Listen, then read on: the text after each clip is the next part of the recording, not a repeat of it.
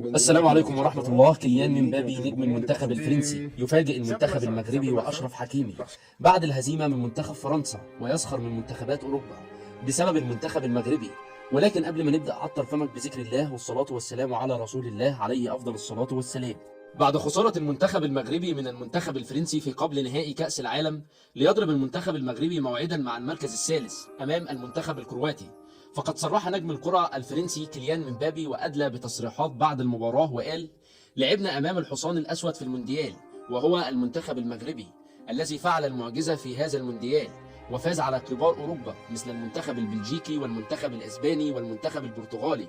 ونحن كنا خائفون بالفعل من المنتخب المغربي ليهزمنا مثل هذه المنتخبات ويحرمنا من المباراة النهائية. فنحن عملنا له ألف حساب، لأن هذا المنتخب من وجهة نظري أقوى منتخب في البطولة حتى الآن، لأنه قبل هذه المباراة لم تتلقى شباكه سوى هدف واحد فقط.